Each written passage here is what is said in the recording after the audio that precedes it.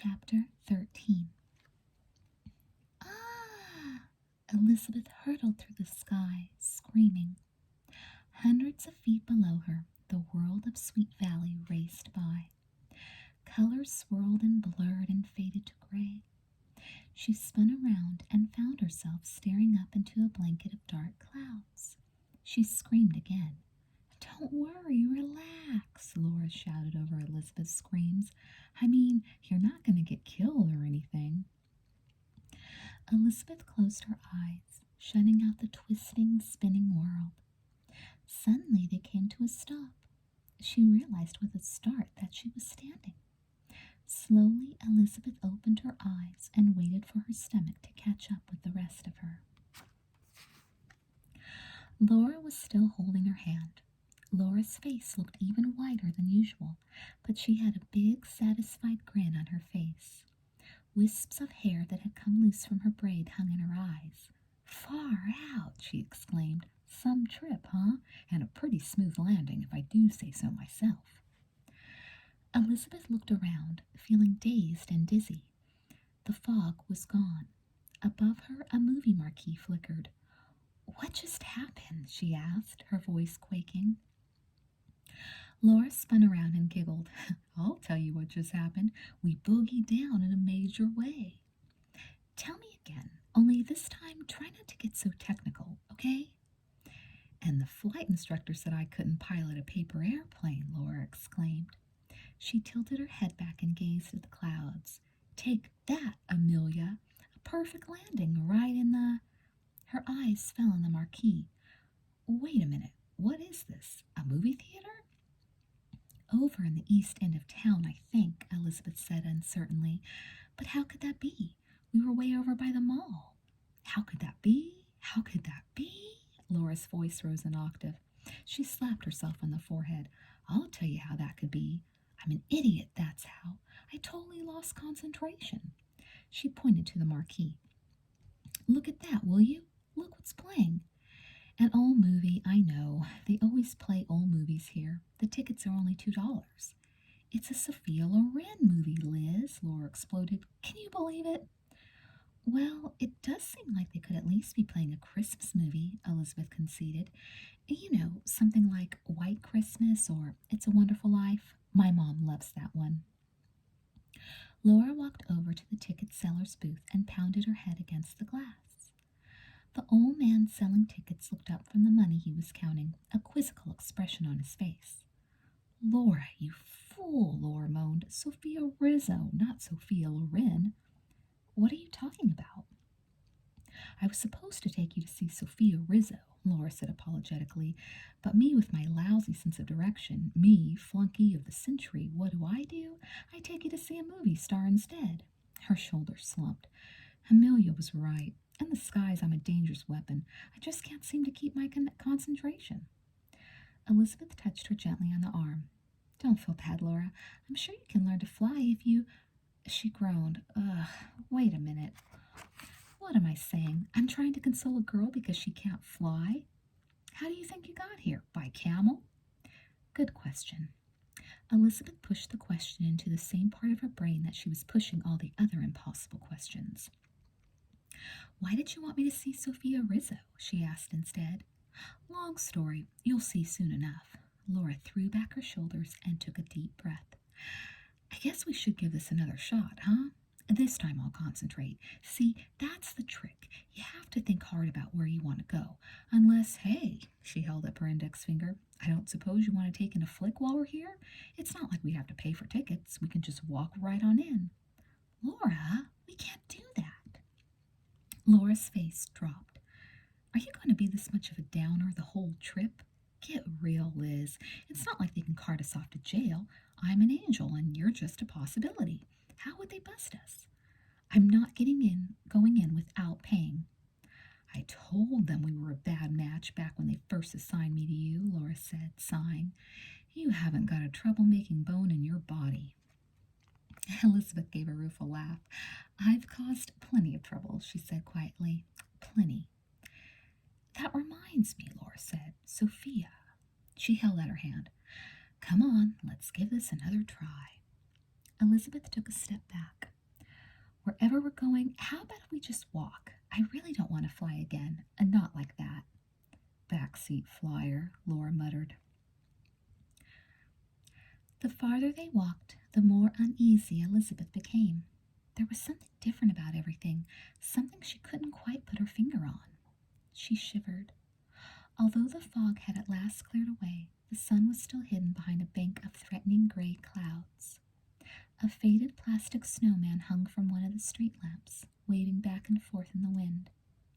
Here and there, tired-looking wreaths hung from shop windows, but everything seemed to have a staleness about it, as if no one really wanted to be reminded of the holiday. It seems different here somehow, Elizabeth said as they turned a corner.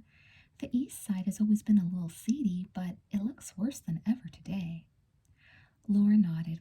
Everything will seem a little off. Even familiar things. They tell me there are millions of little changes involved in something like this. You change one thing, and an endless number of other changes have to be made. Everything is tied together, you know, sometimes in ways you never understand. They call it the sweater effect. You know how it is. You start yanking just one little loose thread in the sleeve of your sweater, and pretty soon you can unravel the whole thing. Elizabeth looked at Laura suspiciously. The sweater effect? Give me a break. Laura shrugged. Look, all I can tell you is what my teachers taught me. Albert explained the whole thing to me. SE equals IY squared. Sweater effect equals the number of interactions times the number of years on Earth squared. Whatever you say, Laura, Elizabeth replied, shaking her head. I think maybe I'll just try to find a phone now. And who would you call exactly? I don't know, Elizabeth admitted. My mom, maybe, to tell her not to worry. Maybe a psychiatrist for you? For me, too, actually. Trust me on this, Liz. Your mom's not worried. Suddenly, Laura stopped. She grabbed Elizabeth's arm and pointed. Next stop, over there on the corner. It's Sophia, Elizabeth cried, and her mom. I was starting to think we'd never find them, Laura muttered. A wave of relief rushed over Elizabeth. It felt good to see someone she knew. Whether this was a nightmare or actually some strange, twisted version of reality, Sophia might be able to clear it up. I'm going to go talk to her, Elizabeth said firmly. Oh, really? Laura asked mockingly. Hey, Sophia, over here, Elizabeth called, but Sophia didn't answer. Elizabeth dashed down the street, leaving Laura behind. But as she got closer, she realized there was something very different about Sophia and her mother, something that sent currents of fear buzzing through her whole body. Sophia's brown curls hung limply around her face, and her mouth was set in a dark scowl. She and her mother were both wearing torn, faded, second-hand clothes. One of Mrs. Rizzo's shoes had a broken heel that was barely staying on. Sophia? Elizabeth called again loudly. Sophia didn't respond. She and her mother were having a heated argument about something. When her mother reached over to touch her shoulder, Sophia shook it off angrily. Why should we go, Mama? She snapped. Why? Because he's your brother, Sophia, her mother said in halting English. Because it's Christmas Eve, and he's your brother. Laura caught up with Elizabeth, panting heavily. Cool it with the 100-yard dashes, would you? She complained. She fanned her face with her hand. Man, am I out of shape. Of course, she reminded herself. I'm also dead. I haven't done much actual physical exercise in a while. What's wrong with Sophia? Elizabeth demanded. I called her, but she won't answer. They were right about one thing in your P3. You are stubborn, Liz. How many times do I have to remind you you're not real? All right, whatever you say, Elizabeth said impatiently. Tell me this instead. Why do both of them look so sad? Sophia and her mother paused in front of a small grocery store with a tattered green awning over the door. But just as Sophia put her hand on the doorknob, the shopkeeper, a graying woman with a deeply lined face, opened the door and poked out her head. We're closed, she snapped. But I just saw someone go inside, Sophia's mother protested in her heavy Italian accent, not more than 2 seconds ago. We're closed for you, the woman said sharply. You and your no-good shoplifting brat. But Your food's rotten anyway, Sophia shouted.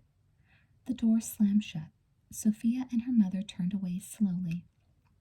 Sophia had a defiant look pasted on her face, but her mother's dark eyes glistened with tears. They hurried back down the street without another word, as if they were both pretending nothing had happened. Why would anyone treat Sophia that way? Elizabeth cried. I know her. She would never shoplift. Well, there are worse crimes, Laura said, peering into the grocery store window. Sophia and her mother crossed the street, heading toward a large brick building with a tall, barbed wire fence around the yard. That's the reform school, Elizabeth told Laura. Why are they going there? Tony's there, Laura said in a matter-of-fact voice. He's been in all year. Sophia's brother? Elizabeth cried. That can't be. I mean, I know he used to get into trouble for stealing, and he got into fights at Sweet Valley High a lot, but that was a long time ago. I remember a doozy of a fight with Stephen, Laura said. Elizabeth gave her a sidelong glance. You remember? How could you possibly remember? You don't even know Stephen. Then Elizabeth held up her hands. Forget it. Never mind. That's all in my file too, right? Elizabeth followed Sophia and her mother to the front gatehouse, where a guard asked them for ID. Elizabeth reached for her wallet. What's that for? Laura asked. They're checking IDs. Liz, people who don't exist don't require a lot of identification. They followed Sophia and her mother inside through the grim steel gates. The room beyond was nearly empty, except for a long green table with chairs on either side. Sophia and her mother took their seats quietly, as if they'd been there many times before. After a few minutes, another barred door opened at the other end of the room, and Tony appeared, escorted by a guard. He dropped down into a chair across from his mother and sister without a word. I don't understand this, Elizabeth said again, wringing her hands. My father helped Tony get counseling. He's been doing much better at school. Everything's been going so well for them. Sophia's mom is... Not without you, Liz, Laura said solemnly, cutting her off. Without you there to befriend Sophia when she was an outcast, her reputation got worse and worse. And Tony got into so many fights defending his mom and sister that he ended up here. Elizabeth felt a shiver travel up her spine. This isn't real, she whispered. None of this is real. Sophia is a happy, popular girl with a nice big brother and a wonderful mother. Oh, really? Laura nudged her with her elbow. Elizabeth slowly forced her eyes open. Sophia's mother was passing a Christmas package to her son under the watchful eye of the guard. The paper was wrinkled, and the bow looked as if it had been used many times before. With a grimace, Tony ripped open the package. Inside was a black hand-knit sweater. Tony looked at it for a moment, then threw it at his sister. Here, he muttered, you wear the ugly thing. What am I going to do with it? Tears spilled down his mother's cheeks. She buried her head in her hands and sobbed softly. I told you he wasn't worth it, Mama, Sophia said bitterly, staring at her brother through narrowed eyes. Stop this, Laura, Elizabeth cried. This isn't the real Sophia. This isn't what Tony is like. I don't want to see any more. You might as well get used to it, Liz. Laura crossed her arms over her chest. This is just one stop on the route. Time's up, the guard called. Sophia's mother reached across the table and touched her son's hand with trembling fingers. Tony started to jerk his hand away. No, Tony, please, Sophia begged softly. For Mama, Tony. It's Christmas Eve. Tony's lower lip trembled. Without meeting his mother's eyes, he squeezed her hand for a brief moment. I'm sorry, Mama, he whispered. Then he shoved back his chair and followed the guard out the door, never looking back. Poor guy, Laura said, sniffling. You still got that Kleenex, Liz? Elizabeth spun to face her. What are you crying about? You don't even know these people. These are my friends, Laura. Sorry, you're absolutely right. I'm not supposed to get emotionally involved. Rule number 23 in the handbook. She sniffled again. But I kind of have a soft spot in my heart for juvenile delinquents. This is your fault, Elizabeth exploded. You're making me see these things, and they aren't true. They couldn't possibly be true. Don't get angry at me, Laura said defensively. I just granted you your wish, Liz. Suddenly her eyes went wide. Wait a second. I know what gives. You're in the mad as heck phase. Just like my psychology instructor said. Man, I thought old Sigmund was full of it, but I have to admit, so far you're a textbook case. Time to go, Mrs. Rizzo, the guard called again. Why is he calling her Mrs. Rizzo? Elizabeth demanded. She's Mrs. Thomas now. She and Sarah Thomas's father got married. They just got back from their honeymoon in Hawaii. Wrong again. Not without you, they didn't. Elizabeth felt as if the floor beneath her were giving way. No, she cried. That's not how it is. Her voice trailed off as she watched Sophia and her mother slowly get to their feet. Their faces were stained with tears. Sophia glared at the guard as he held open the door for them. See you next week, he said, with a hint of a smirk, although I can't imagine why you bother for that cheap punk. Sophia spun around, her fists clenched, her eyes filled with rage. Please, Sophia, her mother whispered, not today. No more fighting today. Reluctantly, Sophia followed her mother out the door without another word. Her head hung low. Watch this, Laura whispered to Elizabeth. She sauntered up to the guard until she was only inches from his large belly. With the flick of her wrist, she popped open 2 of the man's shirt buttons. He clutched at his stomach in astonishment. Elizabeth's head was spinning. I'm having a nightmare, she told herself for the 100th time. I'll wake up soon, and Laura will be gone, and the world will be back to normal. Tony will be back in school, and Mr. and Mrs. Thomas will be in love, and Sarah and Sophia will be best friends. She squeezed her eyes shut and pictured Sarah and Sophia laughing together. Liz, Laura interrupted, there's something more you need to know. Elizabeth's eyes flew open. I don't want to hear it, she exploded. She brushed past the guard and ran down the cold, dark hallway. I don't want to know. Liz, Laura called. Listen to me, Liz. Her voice echoed down the empty hall. Sarah Thomas is dead. Chapter 14. Elizabeth ran out the door into the yard of the reform school. A cold drizzle had begun to fall, and a black blanket of clouds was draped over the city. She ran past the guardhouse and down the gray, dingy street, commanding her legs to go even faster. Her lungs burned, her eyes stung with tears, her whole body seemed to ache with a pain she didn't understand, but she knew one thing. She had to get away from Laura. Sarah Thomas is dead. Elizabeth could still hear Laura's words echoing down the hall. Sarah Thomas is dead. Laura was the reason Sweet Valley had turned into this depressing, dismal world, a place where nothing was what it seemed or what it was supposed to be, a world where Elizabeth had been reduced to a shadow. Laura was the reason she was so unhappy and confused. Suddenly she remembered Susanna and Elle and the look of pain on Mrs. Glass's face that morning. She remembered Jessica's fury. She remembered going to the mall, her feelings of panic and desperation, of wanting to run away, of wishing she'd never been born. She paused at a street corner, whipping around long enough to see if Laura was following her. So far, so good. She was nowhere in sight. She checked the street sign, 17th and East Main. She'd been here before, so why did everything seem so strange? Everything was where it should be, but in tiny, almost unnoticeable ways there were differences. Just enough to make everything feel distorted, as if she were seeing a reflection in a carnival mirror. She heard a noise behind her and began to run again. She was going so fast she didn't even notice the overturned garbage can blocking the sidewalk or the scrawny little dog pawing through its contents. She ran smack into the can with her right shin, but her leg passed through it as if it, or she, weren't there. There you are!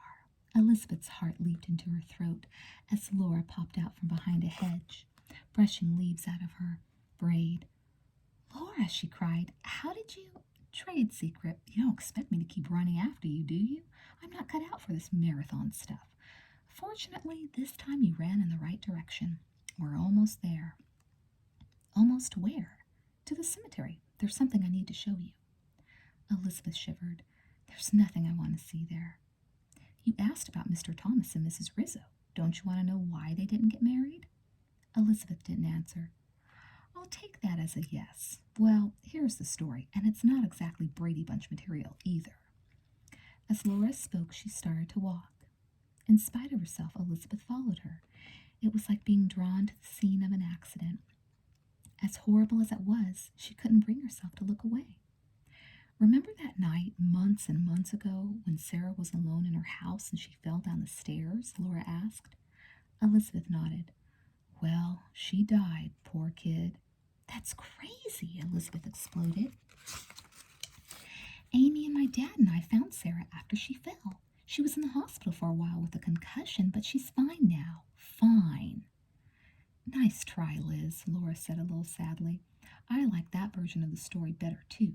Too bad it isn't true. Sarah did die that night, and Mr. Thomas's heart was broken. The guy lives in his house like a hermit now. Seems he feels responsible for Sarah's death. Laura paused to gaze hungrily in the window of a candy shop. Do you know how long it's been since I've had a nice malted milk ball? Or a goober? Or a raisinette? 25 years without a goober, she sighed.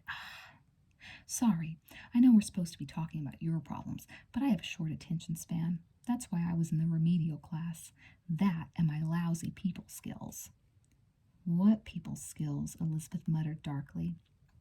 Exactly. I seem to tick people off. Laura? Elizabeth grabbed her by the shoulders and squeezed hard. It felt good being able to touch something. It's time for you to stop lying to me. I'm not lying. I really do annoy people. She pried one of Elizabeth's fingers loose. I want you to tell me the truth about Sarah. First, promise you won't strangle me, Liz. I mean, I'm already dead, but it would sound so stupid when I make my report later. Elizabeth loosened her grip slightly. I was there, Laura. I saw Sarah lying at the bottom of the stairs. My father had to break a window so we could get to her. I climbed in through the hole. We called the paramedics. We went to see her at the hospital later. I'm telling you, Laura, she's all right. See for yourself, Liz. Laura pointed across the street. Elizabeth followed her gaze. She read the letters chiseled into a marble arch. Sweet Valley Memorial Gardens. If you don't believe me, maybe you'll believe your own eyes. Go in, hang a right, and head for the willow tree. Elizabeth let go of Laura and dashed across the street. The cemetery was surrounded by a high iron gate. She went through the main entrance and followed Laura's directions, making her way carefully through the rows of white headstones. Bouquets of red flowers and poinsettia plants decorated many of the graves. The headstones glistened in the mist. Above her the wind set the trees whispering. The words on the gravestones blurred together as she walked. Beloved mother, precious infant son, beautiful daughter. She stopped, her breath caught in her throat. A small weeping willow swayed before her in the wind. Next to a vase of fresh red roses, a worn, wet teddy bear wearing a rainbow t-shirt sat perched against a gravestone. Sarah loved rainbows. Elizabeth gritted her teeth and forced herself to read the inscription on the headstone. Sarah Lynn Thomas, beautiful daughter, loving friend, she will live forever in our hearts. No, Elizabeth moaned, dropping to her knees on the wet grass. It can't be.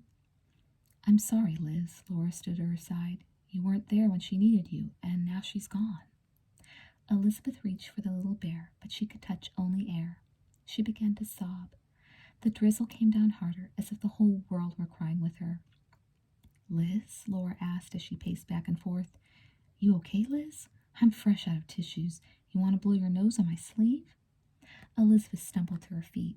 I have to get out of this place, she said. Gives you the willies, right? Me too, although technically I should feel right at home. But there's one more minor stop we have to make while we're here. Elizabeth kept on going, picking her way past the gravestones. Some were imposing, with marble cherubs and elaborate carving. Some were old and neglected and covered with moss. A few, like the one up ahead, were freshly dug and layered with slowly wilting flowers. See that brand new one? Laura called as Elizabeth neared the bright white headstone.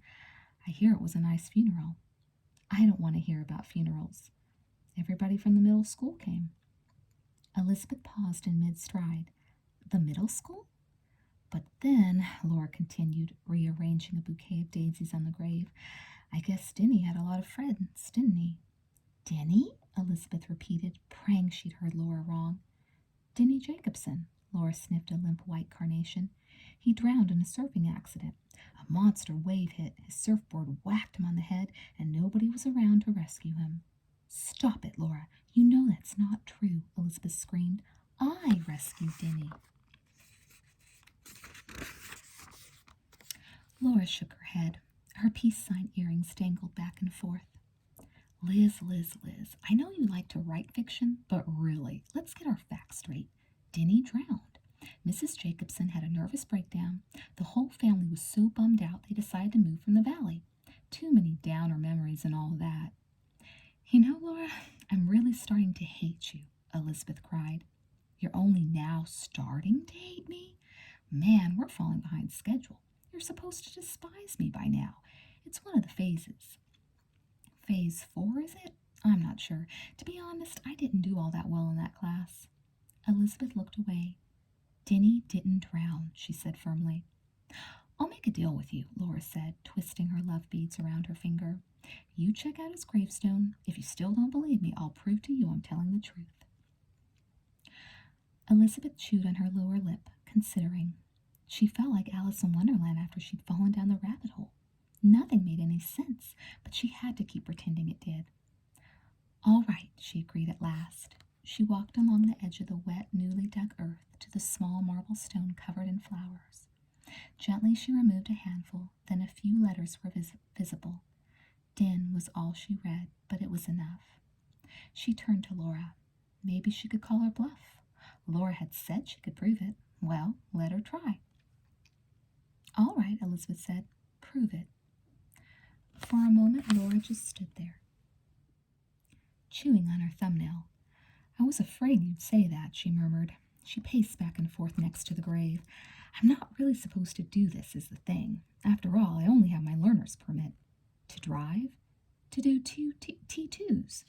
What's a T2? Elizabeth asked wearily. Time travel. It's a very tricky maneuver, especially without a good map. One wrong turn and we could end up hanging with the Flintstones for eternity. This is all just some elaborate trick, isn't it? Elizabeth said accusingly. I don't know how you did it or why, but it's all just a horrible trick. Fine, Laura said in exasperation. Fine, we'll do it the hard way. I'll prove to you that Denny's dead, but if you end up stuck in a cave with a bone through your nose, don't blame me. I promise.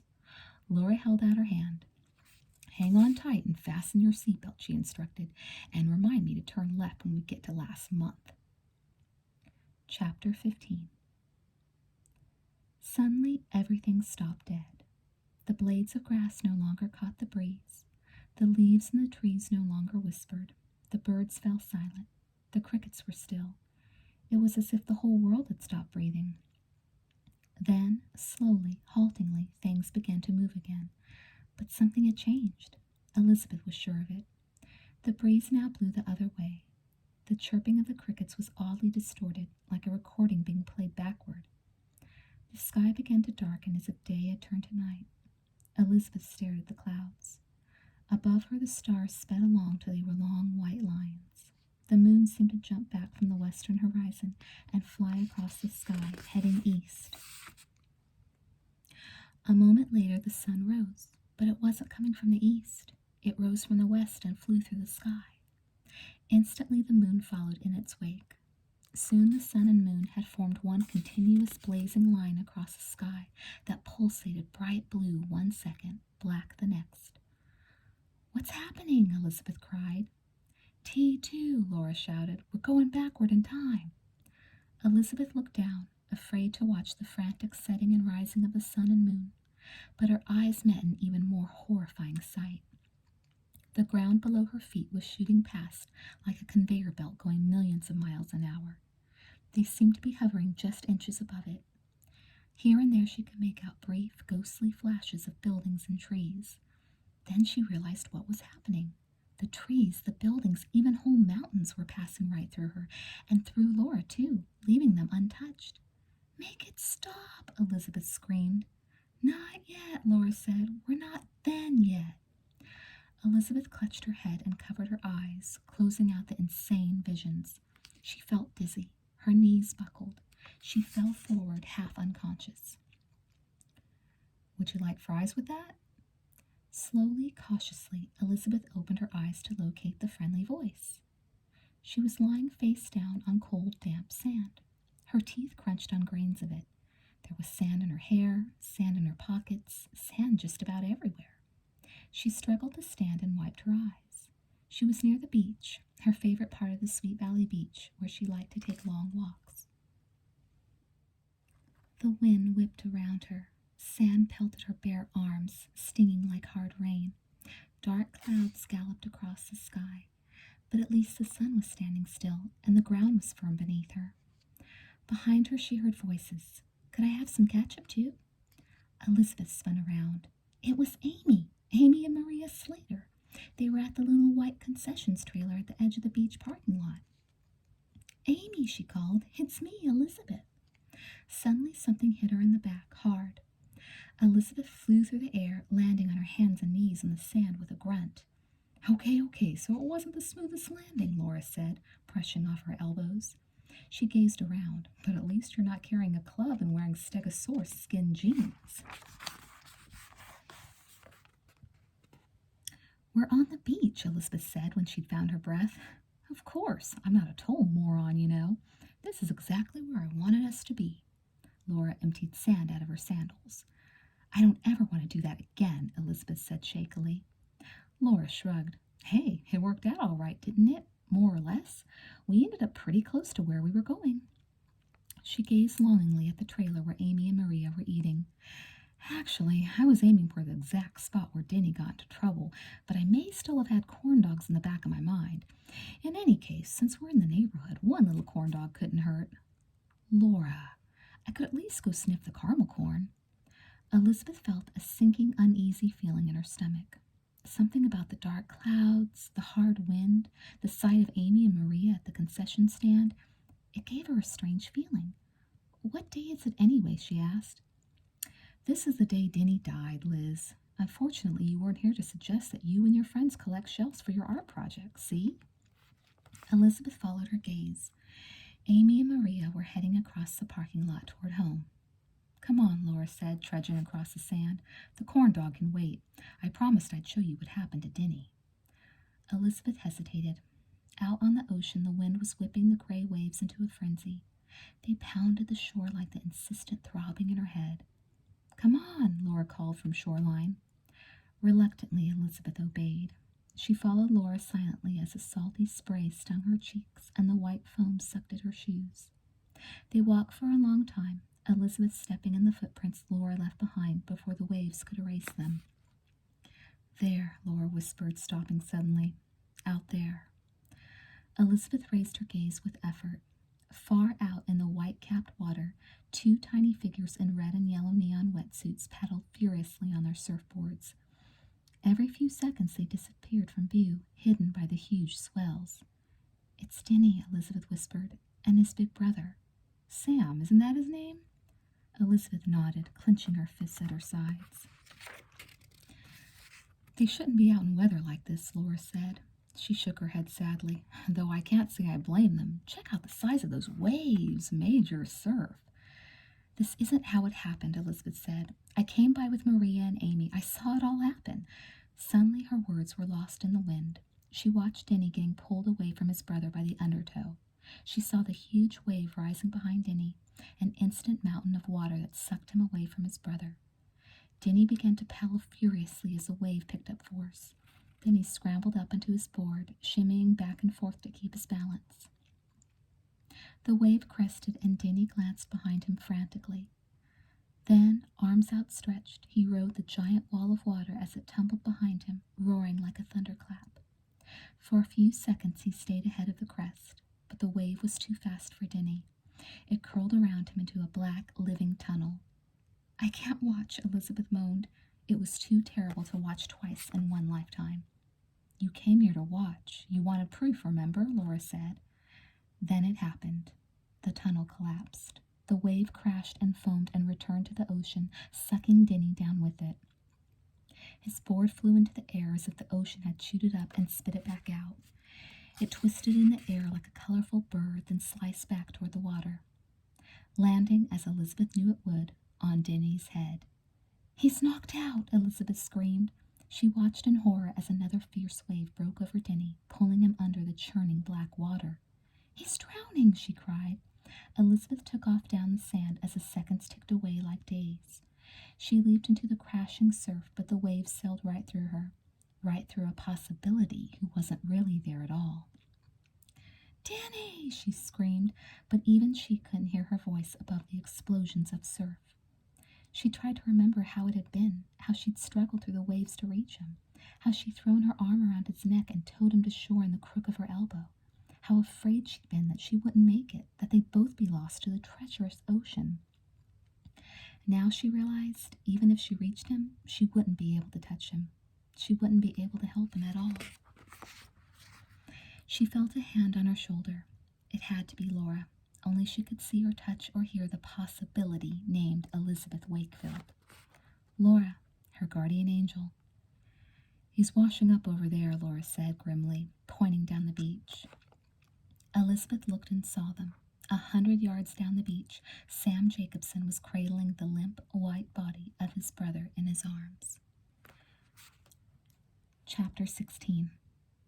"Come on, Liz," Laura said at last. "You've seen enough of this. Let's move on." She reached for Elizabeth's hand. "I don't want to go," Elizabeth sobbed. "I don't want to see any more. I just want Denny to be okay." "He can't be okay," Laura said. "Not without you." It's amazing when you start thinking about it, isn't it? How many lives a person touches one way or another? I don't understand why I'm seeing these things. You will, after a while. Now, come on, it's time for our next stop. "I'm sick of this," Elizabeth said. "What's the point anyway? I screwed up my life, and now that I no longer exist, it looks like I'm still screwing up." "I sympathize, Liz, really I do, but I'm just the guardian angel in this relationship, dig?" She held out her hands, palm up. "I have my orders." Elizabeth got slowly to her feet and shook her head. "Dig? Don't give me a hard time. Dig and groovy may sound old-fashioned to you, but just you wait. I hear bell-bottoms are coming back in style." Elizabeth stared at Laura as if she were seeing her for the very first time. "Where are you from anyway, Laura?" "L.A., Laura answered as she attempted to retie her braid. "The wrong side of the tracks, you might say." "Did you have, a family and friends and all that?" "I'm not an alien, Liz. Of course I had a family and friends and all that." "Well," she paused, "not all that many friends, actually." Elizabeth smiled. "Your lousy people skills, right?" "Something like that. Plus, I was pretty busy. Being a troubled youth is a full-time job." Laura leaped to her feet. "Let's go. We've got a party to go to." Elizabeth forced herself to look past Laura. Denny was being loaded into the back of the ambulance. A small crowd had gathered to watch.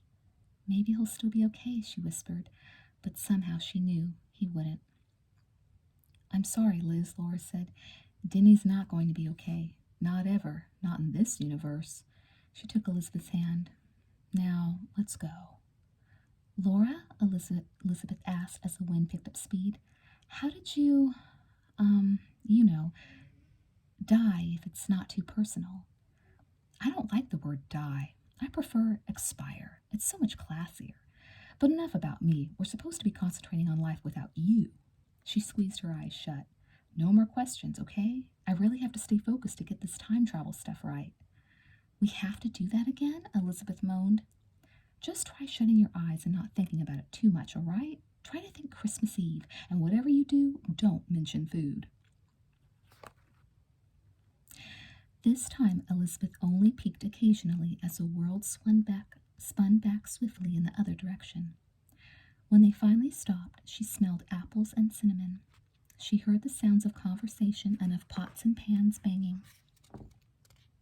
In the distance, she heard children singing carols. Elizabeth pried open her eyes just in time to see Winston Egbert walk right through her. "Strange," she thought to herself. "I'm almost getting used to things like that." "Yow!" Laura yelled. "Oh, man, I think I messed up." Elizabeth looked and laughed. Laura's right hand was lodged in a huge chocolate cake. "They must have moved it right at the last minute," Laura complained. "Those last-second adjustments are incredibly difficult to deal with." She pulled her hand out of the cake and began licking off the icing that stuck to her fingers. "Liz," she said happily, "I think we may just have landed in heaven." "You ought to know." Elizabeth got to her feet carefully, looking around the room. "But it looks like a big kitchen to me." "Sure, it's the kitchen of the school cafeteria. And it's Christmas Eve again, Laura said proudly. Right on target, plus or minus a few inches. Don't try to fool me, Elizabeth said. I knew you were aiming for that cake. Hey, that was just good luck. Laura peeled a flat, sugar-coated object off her elbow. She said. Is this supposed to be Santa? She bit off his head and tossed the rest aside. Very tasty. Could you stop munching long enough to tell me why we're here? Elizabeth demanded. It's time for the Christmas party, Liz. Have you forgotten? Laura did a little shimmy. We're going to party hardy. Elizabeth stared blankly at her. Haven't you ever seen anybody do the twist before? It was very big in my day. Would you like to see me frug? Or maybe... Oh, no, came a voice. Elizabeth and Laura spun around to see Brooke Dennis standing in the kitchen doorway. She stared in horror at the damaged cake. Just then Leela and Ellen sauntered in. They were wearing tough-looking black leather jackets. That's strange, Elizabeth thought. They weren't wearing a speck of purple. The cake, Leela screamed. It looks like someone stuck their whole hand into it, Ellen complained. Either that or Gopher decided to move in. She bent over just inches from Elizabeth, dipped her own finger in the icing, and tasted it. Not bad, she said. Her eyes dropped to the floor. And look at that. They smushed the little drummer boy. They beheaded him. I guess it wasn't Santa after all, Laura said to Elizabeth. Shut up, Ellen, Leela snapped, slapping her hard in the shoulder. She turned and glared at Brooke. You did this, didn't you, disgusting Dennis? No, Brooke began. Of course you did it, you worthless little snot, and pretty soon everybody's going to know about it. Ellen unwrapped a candy cane she'd found on the floor. But how will everyone find out, Leela? We're going to go tell everyone, Ellen, Leela said, rolling her eyes.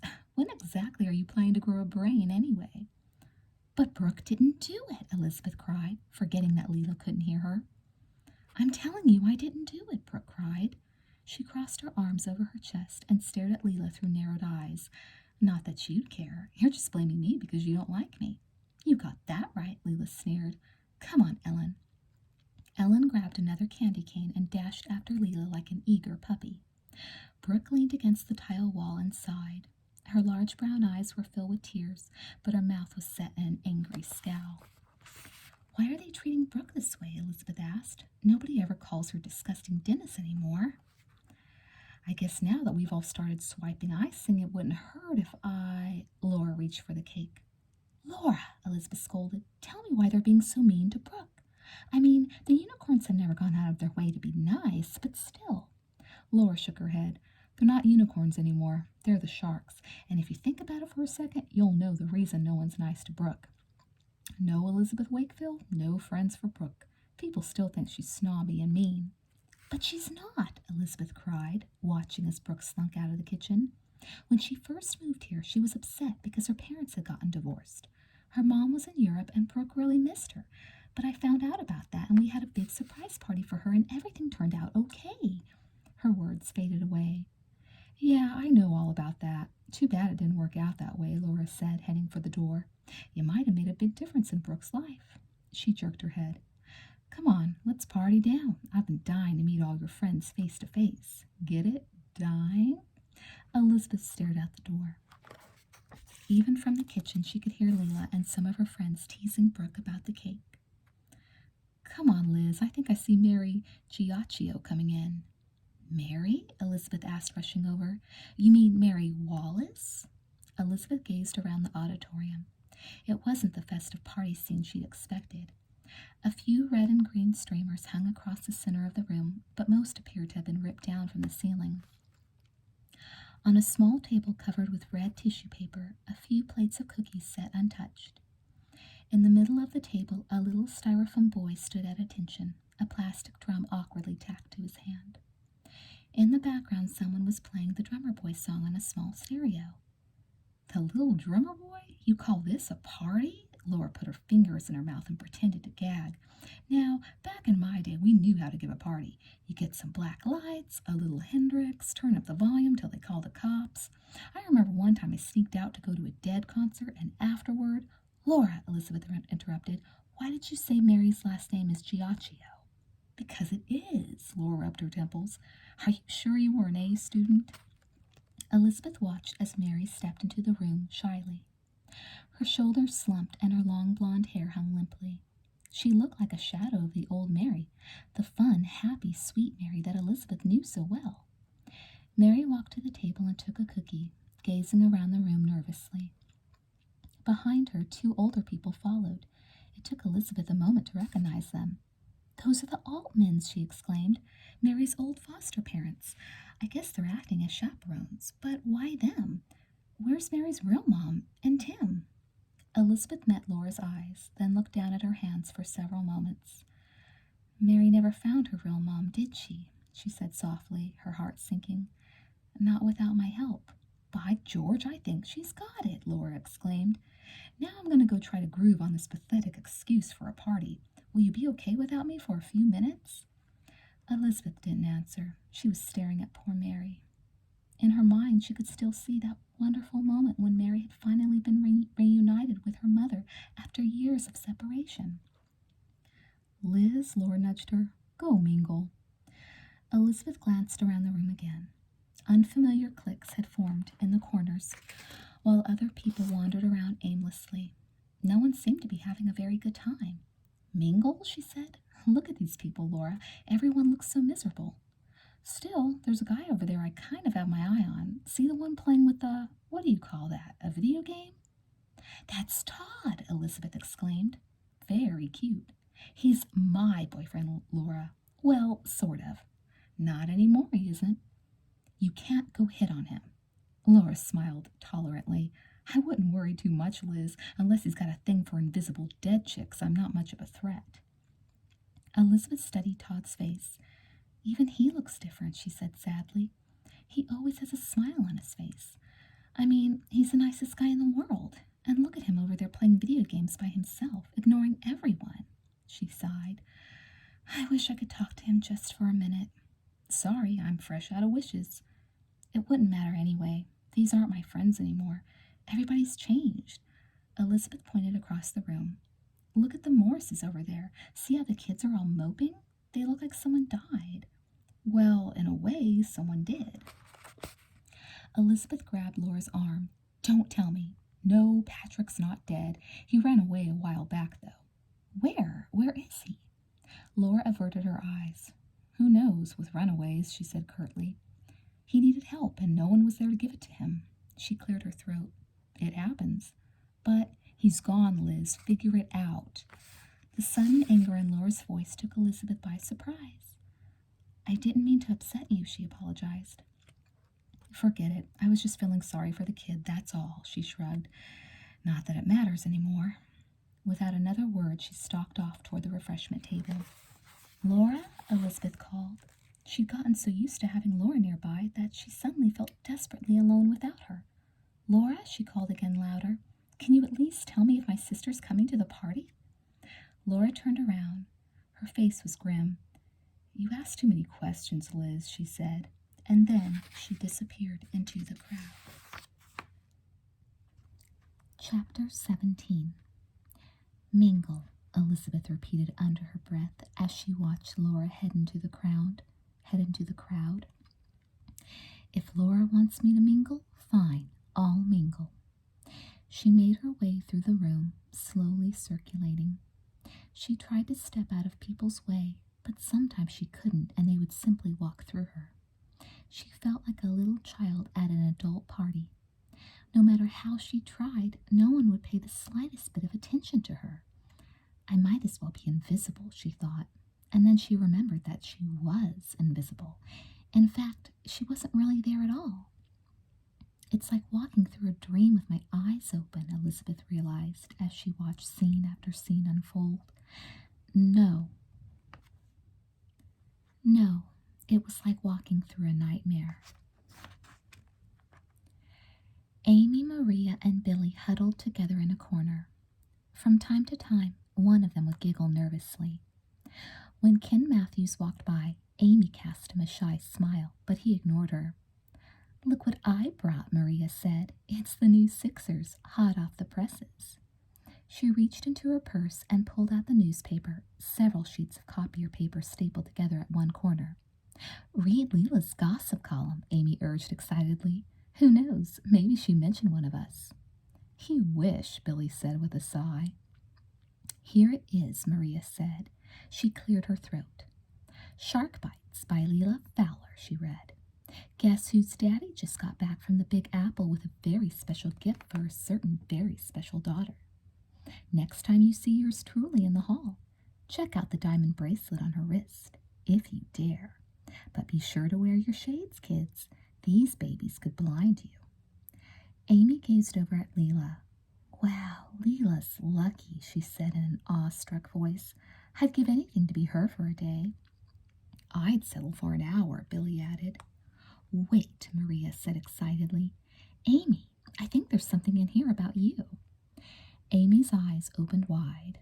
"Let me see that," she said, grabbing the newspaper. She scanned the page hopefully. "Here," she said. "Here it is. Believe it or not, my very reliable sources inform me that count 'em two, boys are actually planning to try out for the prestigious Boosters cheerleading squad, as if they'd have a prayer. Their names, you heard it here first, gang. Bachelor number 1, Winston Egbert, nerd of the century, and number 2, Amy Sutton. Whoops, sources inform me that Amy Sutton is actually just a tomboy. Oh well, either way, she'll never be a booster." Amy's cheeks blazed as her eyes began to glisten with tears. She threw the paper onto the floor. "That's okay, Amy," Maria said. "You wouldn't really want to be a booster. Think of all the practicing and work." Janet Howell sauntered past. She looked at Amy, then at the newspaper on the floor. "Oh, well, Amy," she said, sneering, "maybe you can try out next year." She turned to leave, then spun back around. "And in the future, treat Leila's column with a little more respect. Got it?" Amy stared straight ahead, fighting back her tears. "I said got it?" "We've got it, Janet," Billy said quickly, rushing to pick up the newspaper. "Great party, don't you think, Janet?" Maria added nervously. Janet laughed. "How would you know?" They watched in silence as Janet walked away, still laughing to herself. Amy wiped away a tear impatiently with the back of her hand. "Come on," she said. "Let's go try some of those cookies."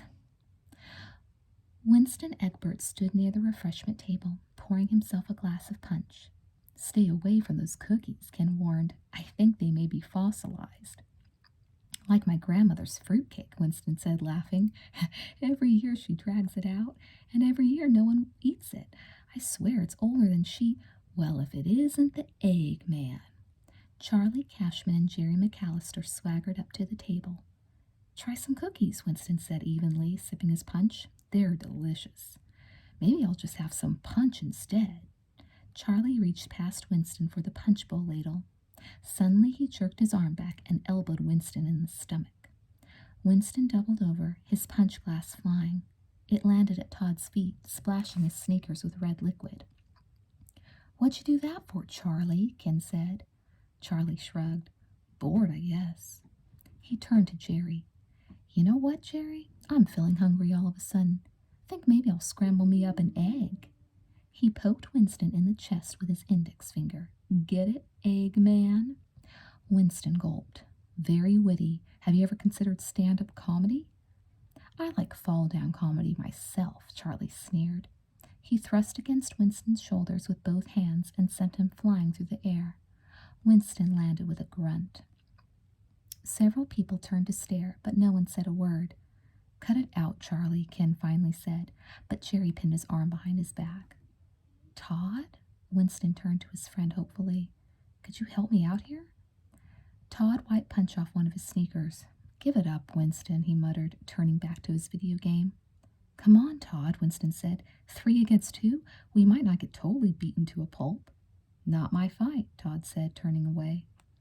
Winston watched, his face crumpled in disappointment, as Todd walked sullenly away.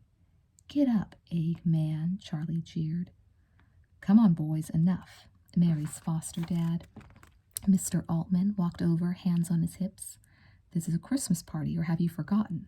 Settle this another time." "I'll finish you up later," Charlie said to Winston. He gave him an icy smile. "Merry Christmas, Egg Man." Jerry released Ken while Winston got to his feet unsteadily.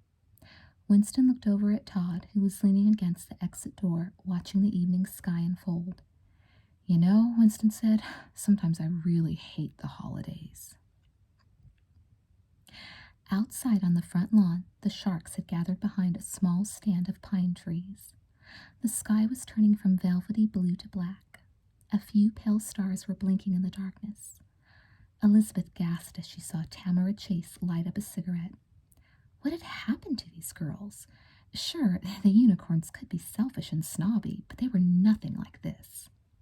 Tamara's face glowed briefly in the flickering matchlight.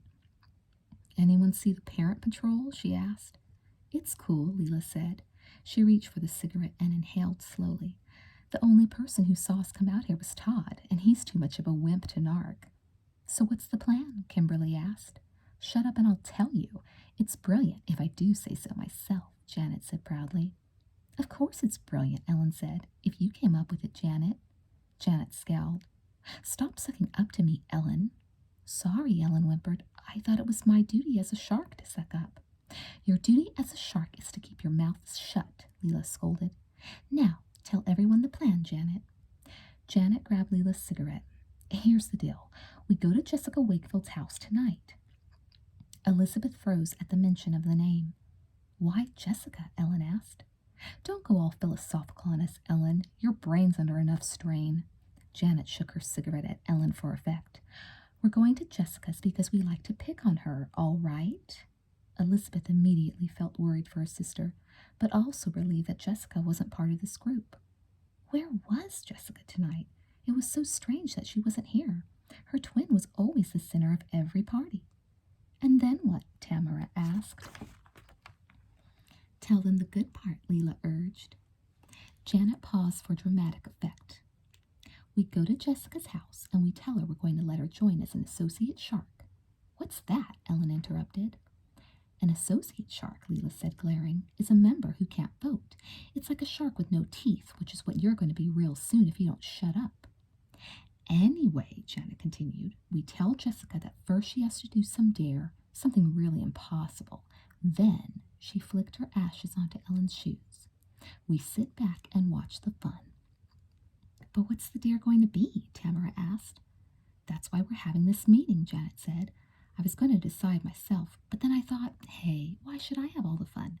I mean, it is Christmas. So in the spirit of the holidays, I thought we'd vote on how to make Jessica suffer. You know, democracy in action. You're a saint, Janet, Ellen said. Janet shot her a warning look. Ellen winced. Did that count as sucking up? She asked nervously. Kimberly leaned against a tree, lost in thought. How about we dare her to steal something? Too easy, Janet declared. I was hoping for something a little more, dramatic. We could ask her to jump off a cliff, Tamara said. Janet shook her head. That's dramatic, Tamara, but it would probably be better if she didn't die. Who knows what might happen if they connected us to it? Major detentions, Leela said ominously. Probably, Janet agreed, although that would be good for our image. She tapped her foot on the ground impatiently. Still, a little danger couldn't hurt. I remember a slumber party when we were little, Ellen said. We were playing Truth or Dare, and Kimberly dared me to kiss Randy Mason on the lips the next day at school. Leela rolled her eyes. Is there a point to this story, Ellen? Well, Janet said to come up with something dangerous, and I can't think of anything more dangerous than actual lip contact with that pimple factory. I can see I'm going to have to do the thinking for all of us, Janet said with a heavy sigh. As usual. She tossed her cigarette to the grass and ground it with her shoe. I'll come up with something on the way. Come on, sharks.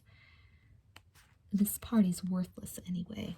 Let's go give Jessica our little Christmas present. Elizabeth ran back into the party as fast as her legs could carry her. The nightmare was getting worse. Jessica was in trouble, and Elizabeth had to find her before it was too late. Laura was watching two little boys play a video game. She had several cookies in each hand. Laura, you've got to help me, Elizabeth cried. The sharks are planning to play some horrible trick on Jessica, and I've got to warn her. Man, these video things are cool, Laura said, taking a bite of a chocolate chip cookie. I'll bet I could whip you at a game. I mean, if you could play. Are you listening to me? Elizabeth shouted. She grabbed Laura by the shoulders. My twin is in trouble. I have to find her. Laura frowned. I'm not sure you're ready for that, Liz. Ready? What are you talking about? I'll go find her myself if I have to. No, don't go running off again. Laura stuffed a couple cookies in her pockets. You'll need me with you for this. And anyway, this party is a royal bummer. I mean, they keep playing that drummer boy ditty. Is that like a big hit or something? Why not a little Stones or maybe some Beatles? Come on. Elizabeth yanked Laura toward the door. We've got to hurry. Laura sighed. Actually, Liz, there's not much point in hurrying. There's nothing we can do. But Elizabeth was already running out the door into the chill night air. Chapter 18. Elizabeth turned another corner. If she crossed through town, she could get to her house before the sharks. Maybe she could somehow get through to Jessica. She didn't know how, but there had to be a way. Grove Street was straight ahead, a crowded street lined with dilapidated buildings and a few tired-looking bars. She could take Grove over to Main, and as she cut through the parking lot... Liz! Laura yanked her to a stop. I'm dying here. Very funny, Laura. No, I mean it. I can't breathe. I can't run this fast. Please, can't we fly? We'll end up at a Baskin-Robbins. I know you. You've got a one-track mind. Laura yanked harder. I'm not sure you want to go through with this, Liz. You've shown me everything else. Why not my own family? Elizabeth demanded. She took off again, past another seedy bar. Liz, Laura cried, not that way. Suddenly, Elizabeth froze. There was someone in the bar she just passed. Someone familiar. She took a few steps back. A string of Christmas lights had been tucked along the edge of the window. Half of them were burned out. Elizabeth put her nose to the glass. The man inside was hunched over the bar, clutching a small glass. She couldn't quite make out his face, but she recognized the worn brown overcoat. Wait, Liz, Laura called, but it was too late. Elizabeth walked through the door into the bar. Aside from the man at the counter, there were only 3 other customers, a group of older guys sitting in a booth. The little room was dark and smelled stale and tired. An old jukebox in a corner was playing Jingle Bell Rock. Elizabeth took a step closer to the man. She remembered that coat. She remembered the wide belt and its smooth collar. She remembered tugging on the sleeve when she was little. She remembered the smell of fresh air it had carried when her father had come home from work, and she and Jessica had run to greet him. Dad? She whispered. He shoved his glass down the bar. One more, Doug, he said. Okay, Ned, one more for the road, the bartender said. But that's it. We're closing up soon, buddy. Elizabeth stood directly beside her father. His face was pale and thin. A dark stubble of beard covered his chin. His eyes had a haunted, empty look. You got plans for Christmas Eve, Ned? The bartender asked as he refilled his glass. Plans? Mr. Wakefield gave a short, hollow laugh. Yeah, big plans, Doug. Me and the kids and the wife. A big, warm family get-together. The bartender stared at Mr. Wakefield. Elizabeth thought she saw pity in his eyes. Holidays can be tough, he said at last. Mr. Wakefield took a long swallow of his drink. Every day is tough, he said, twisting his mouth into a smile as his eyes grew moist. But it wasn't his eyes or his bitter smile that Elizabeth was staring at in horror. It was the 4th ring of his left hand, where his wedding ring used to be. I'm sorry, Liz, Laura said, as Elizabeth ran from the bar, sobbing uncontrollably. I tried to warn you. I'm going home, Elizabeth managed through her tears, and don't try to stop me. With Laura by her side, she ran for what seemed like forever, past dark storefronts and empty parking lots, past stray dogs and lonely street people huddled in the darkness. She ran and ran and ran until she couldn't feel her legs anymore. Home, she told herself. I have to go home. Up ahead, she saw the homeless shelter. For a moment, she paused, gasping for air. I don't have time to look, she muttered. I have to go home.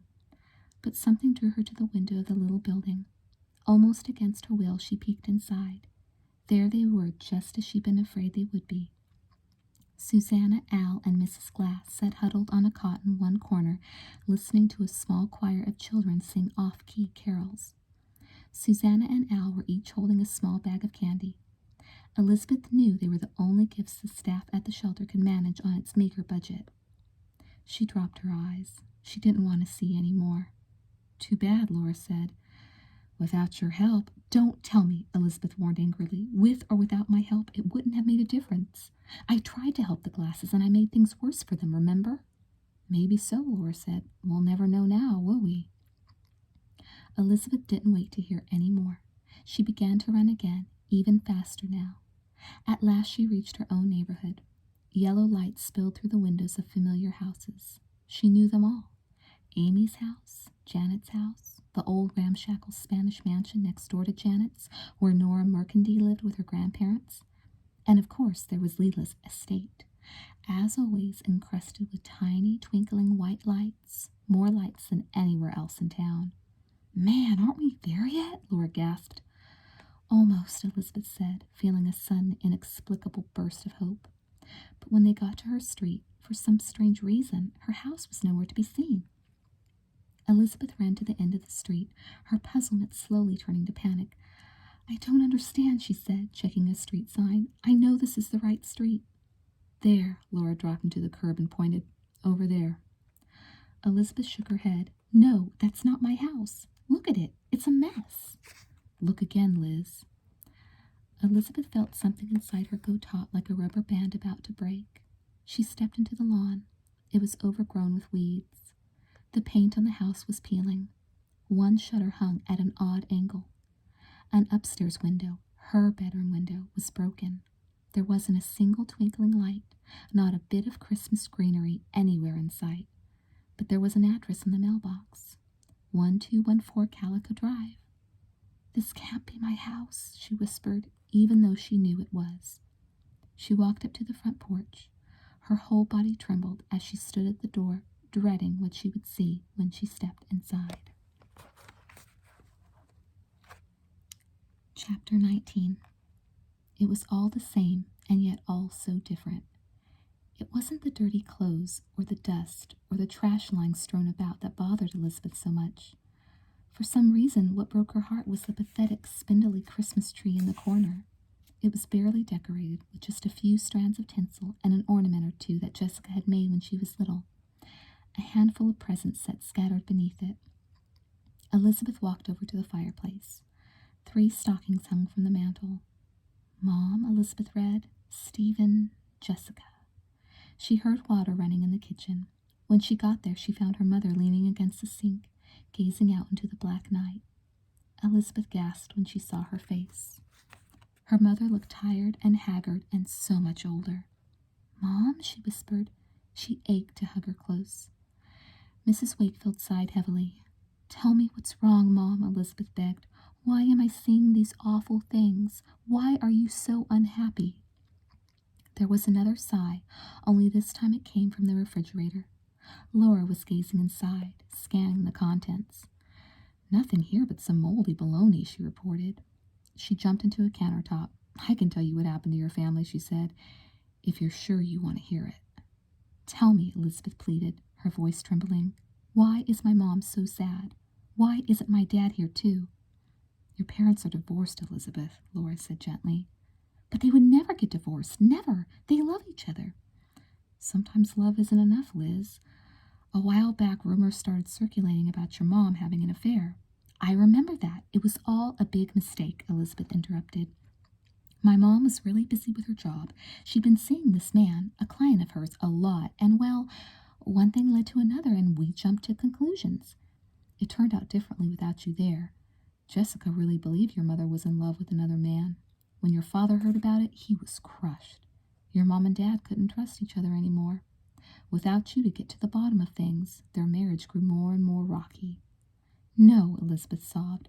She stood by her mother's side, yearning for her touch. She wanted to be held like a little child, to hear her mother say that everything would turn out all right, but no one could hold her now. After your parents split up, Laura continued, as she searched through a cupboard for food, there was a terrible custody battle. A real mess. They both nearly went bankrupt with lawyers' fees fighting each other. Which, she added ruefully, I guess explains why there isn't a single good munchie in this pantry. Haven't you guys ever heard of cheese doodles? I'm out of here, someone called. Elizabeth gasped. It sounded like Stephen's voice.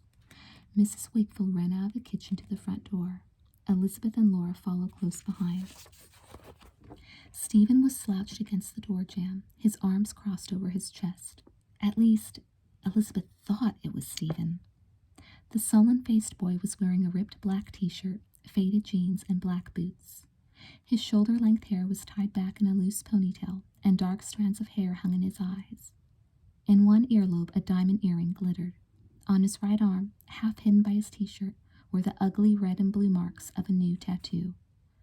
"Don't go, Stephen," Mrs. Wakefield pleaded. She reached for his arm, but he shook her off angrily.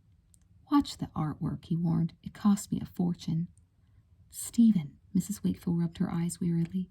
"It's Christmas Eve. Can't we all just have one nice family evening together?" "What family?" Stephen scoffed. He jerked his head at the 3 stockings on the mantel. "Looks to me like old Ned's missing in action." Mrs. Wakefield's expression hardened. "I don't want you going out tonight, Stephen. Not with those hoods you call friends." "They're not hoods, they're just misunderstood youths." Stephen smirked at his mother. "We have a lot in common, actually. We all come from dysfunctional families." "2 of those friends were arrested last week," Mrs. Wakefield reminded him, her voice icy. "Those charges are bogus." Stephen pushed open the screen door. "You wait, the cops will drop them." "Do I have to remind you you're still on probation, young man? One wrong move and you could be back in juvenile court again." Mrs. Wakefield wrung her hands. "I know you're up to something, Stephen. I can feel it." "Chill, Alice. It's cool." Stephen gave her a menacing grin. "We're just going to help Santa to deliver presents." Without another word, he shot through the door and leaped off the porch.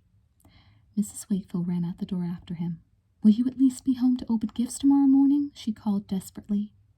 Stephen stopped in mid-stride halfway across the lawn. "Did you get me that CD player I want?" "Stephen, you know we don't have that kind of money." "Then the answer's no." Mrs. Wakefield turned slowly and came back into the house. She walked through the dark living room and plugged in the lights on the little Christmas tree.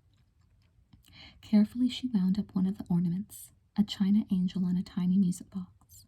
Elizabeth knew it well. Mr. Wakefield had bought it for his wife the first Christmas after they were married. That year it had been the only ornament on their tree. Mrs. Wakefield slumped into the couch in the dark living room. The little music box tinkled sweetly. "Silent night, holy night." "Oh, Ned," she whispered, and then she began to cry. Crying herself, Elizabeth slowly followed Laura up the familiar staircase. When she reached the door to her bedroom, she stood for several minutes staring at the knob. "What's wrong?" Laura asked. "I want to go in, but I can't," Elizabeth whispered. "I'm afraid." Laura twisted the knob and the door swung open. Inside were stacks of cardboard boxes. An ironing board set where her bed should have been. The walls were bare. Dust covered the floor like a carpet. "See," Laura said, "just storage." Elizabeth took a tentative step inside. "But this is my room. My desk should be right over there." She ran her fingers along the bare wall. "And my poster of the Chincoteague ponies should be here." Laura put her hands on her hips. "I'll admit it could use some redecorating." Elizabeth gazed out the window at the cold, vast sky, brushing the tears from her cheeks. "Laura," she asked, "how could Stephen have changed so much?" "Your parents' divorce really shook Stephen up," Laura replied. "Sometimes hard times make people hard." Suddenly a loud sob met their ears. "Jess," Elizabeth whispered. She dashed for the door, but Laura held up a warning finger. "Liz," she said, "Jessica's changed too, okay?" "Everyone's changed," Elizabeth said bitterly. "I just want you to be prepared. Stephen got tough, but Jessica turned in on herself. She's not the Jessica you're expecting to see." Elizabeth pushed past her down the hall. Jessica's door was open.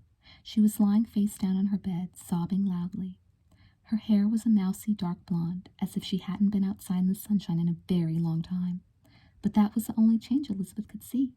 She waited, hoping Jessica would move, wanting to get a better look to assure herself that Laura had been wrong. But Jessica just lay there, her head buried in the crook of her arm. Every so often she let out another shuddering sob. Elizabeth walked around the room. It wasn't so very different from what she remembered, was it? The bedspread was still pink. There was still a Johnny Buck poster on the wall. She peeked into Jessica's closet. No, it no longer bulged with clothes, but then that was because Jessica liked to borrow half of Elizabeth's wardrobe. Still, the clothes looked worn and frayed and frequently mended, and the purple accessories, the belts and ribbons and skirts, were nowhere to be seen.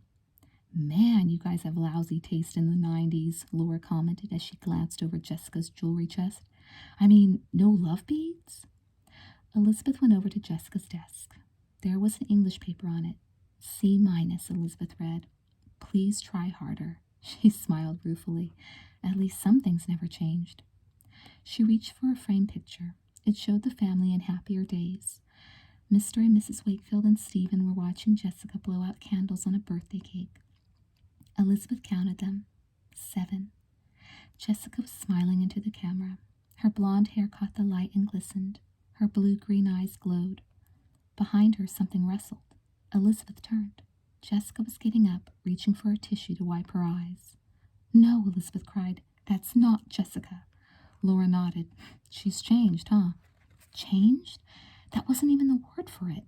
Not like Stephen, not like her mother or father. With them, somehow, Elizabeth still sensed a glimmer of their old selves lingering somewhere beneath the despair. But this Jessica could never have been the Jessica Elizabeth knew and loved. Her short, greasy hair hung limply in her eyes. She wore thick glasses and an ill-fitting plaid jumper. Her skin was sallow, her eyes red from crying. But it wasn't her looks that made Elizabeth ache. Those were just the surface changes. It was the desperate sadness in those blue-green eyes. A sadness that told Elizabeth Jessica didn't trust or love anyone anymore, not even herself. Oh, Jess, Elizabeth whispered, please don't be so sad. I know things are tough right now, but they'll get better. I promise they will. Why should she believe that? Laura asked. You didn't. Downstairs the doorbell rang. Jessica? Mrs. Wakefield called after a moment. There are some friends here to see you. What friends? Jessica called, frowning. It's us, Jessica, Leela and Jana and Ellen. Jessica's eyes went wide. I'll be right down, she yelled excitedly. Don't go, Jess, please, Elizabeth pleaded. Please try to hear me somehow. She can't hear you, Liz, Laura scolded. You know better than that. Jessica went to her dresser mirror. She wiped her nose and ran a comb through her hair. She smiled at her reflection. Dissatisfied, she tried again. Hi, Janet, she said brightly, practicing her entrance. What brings you here? No, Jess, Elizabeth groaned. You don't need them. There will be other friends. Nice friends. Jessica shook her head and sighed. Oh, well, she said. Here goes nothing. She started out the door. Please, Jessica, Elizabeth cried. For a brief moment, Jessica paused. She turned her head, her eyes narrowed, staring into space. Then she shrugged and dashed off toward the stairs. You tried, Laura said consolingly. Elizabeth shook her head. Not hard enough.